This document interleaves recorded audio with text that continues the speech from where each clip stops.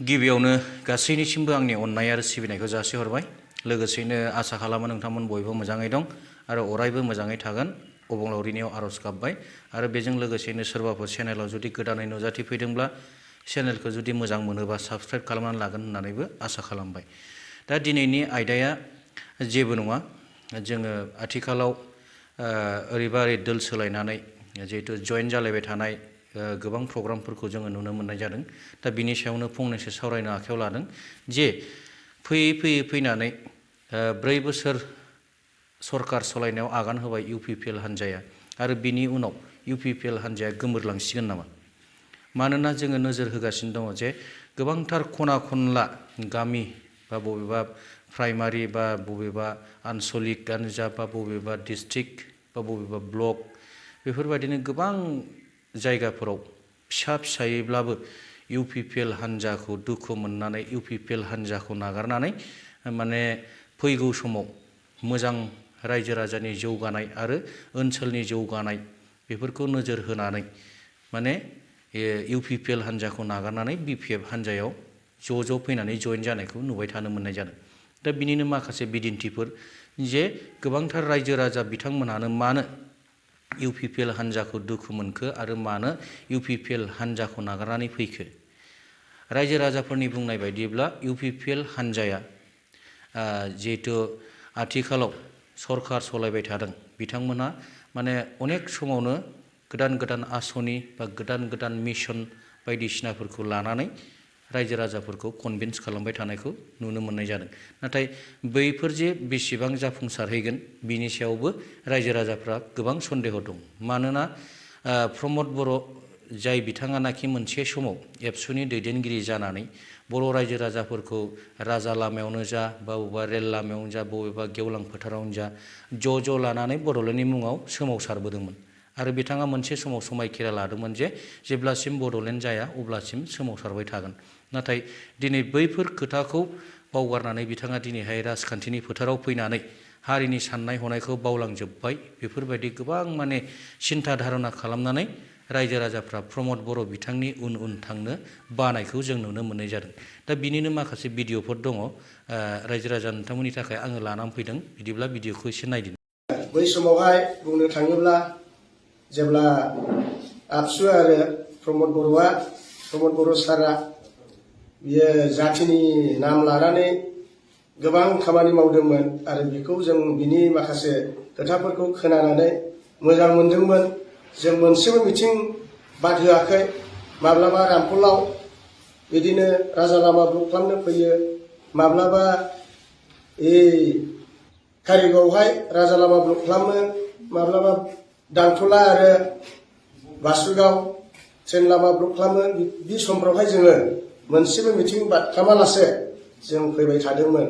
जाथियाव माबा मोनसे जागोन खोमा, उन्नतिया फैगोन खोमा, जाथिया गसंथानानै थानो माबा मोनसे सुबिदा मोनगोन खोमा, व्यक्ति हिसाबै माबा मोनसे सुबिदा मोनगोन खोमा, जोङो साननानै जों मोजां मोननानै फैदोंमोन। लास्टाव थाङै दिनै बिनि माखासे मावनायफोरखौ जों नुनो मोनाखिसै जाथिनि थाखाय आरो व्यक्तिगत हिसाबै खुनु डेभेलपमेन्टनि बुस्थुखौ जों मोननो हायाखै आरो जों बिनि मावनायफोरखौ जों नुवाखिसै।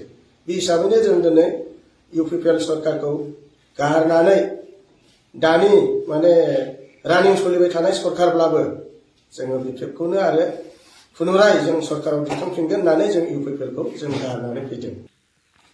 बे ससे भिडिअखौ नुनानै रायजो राजा नोंथांमोना निस्सय हमनो हाबाय जे बै समाव एबसुनि आफादगिरि महरै प्रमद बर' बिथाङा बर' रायजो राजाफोरखौ लानानै माबायदि आन्दलन खालामबोदोंमोन आरो मानि थाखाय सोमावसारबोदोंमोन। दा बेफोरनि गासैबो थांखिफोरखौ नागारनानै दिनै प्रमद बर' बिथाङा राजखान्थियाव हाबनानै जिहेतु सरकार सलायबाय, नाथाय बे सरकार सलायखांनायनि उनाव बिथाङा जे थारैनो बड'लेण्डनि खोथाखौ बावगारलांबाय।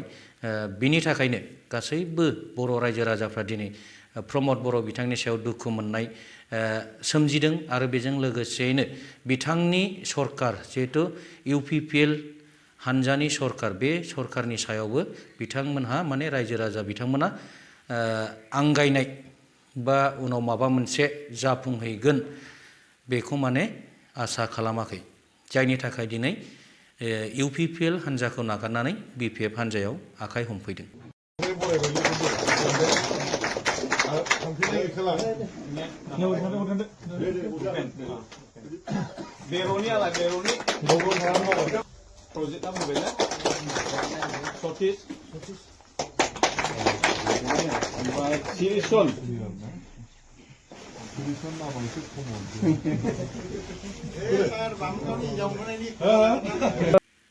बेथ' जानानै थांबाय। दानिया गुबुन मोनसे भिडिअआ जाहैबाय उदालगुरि जिल्ला बरला प्राइमारि जिहेतु बेवहायबो गोबांथार रायजो राजा बिथांमोनहानो माने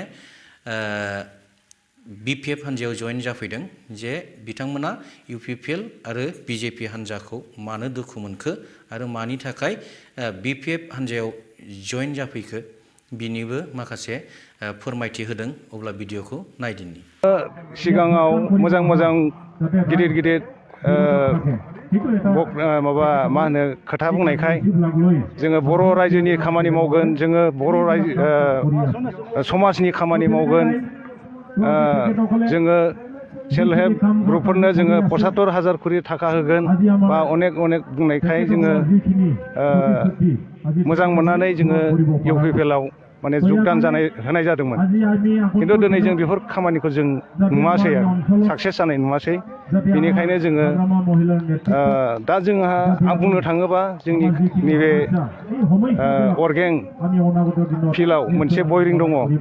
बे बयरिंआ दायो जोङो बेयावनो बाहायबाय थायोमोन, बेयावनो लोङोमोन जोङो। नाथाय बे बयरिंआ दिनै गाज्रि जानानै होबाय। दा जों बेखौ रिपेयारिं खालामनो बा माबा मोनसे खालामफिननो होननानै जोङो सार गबिन्द सारमोनखौ लिंहरदोंमोन। लिंहरनाय लेखा बिथांमोनाबो नायफैबाय। नायफैखांनायनि उनाव इन्जिनियारखौ थिनहरगोन होनना बुंबाय। इन्जिनियारखौबो थिनहरबाय। इन्जिनियाराबो नायफैबाय, सार्भे खालामफैबाय। खिन्थु बिसोरो जाफुंसारनायनि खामानिखौ मावाखिसै। जों बेखौनो माने दुखु मोननाय जादों आरो। मावथिगिरिथ' नङा आङो, बेबायदिनो जेनेबा दिनै जेरैबायदि आङो BPFआव जइन जाफैदों, बेबायदिनो आंजों लोगोसे आङो दा 42 जन सोद्रोमाफोरखौ लाबोबाय।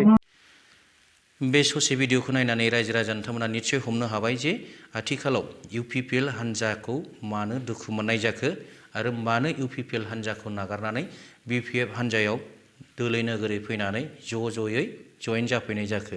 आरो बेफोरखौ नोजोर होनानै जों नायोब्ला फैयै माखासे समनि उनाव UPPL हान्जायादि माने गोमोरलांसिगोन बेखौ जोङो माने रोखा नुहुरनो मोननाय जादों। दा आं गोबांथार बुंनो सानाखिसै, दिनैनि भिडिअखौ गोलाव खालामलिया, एसेयावनो दोनथ'बाय। जायफोर बिथांमोना भिडिअखौ जोबजासिम नायबाय रोजा साबायखर थाबाय। थेंक इउ, गोजोन्थों।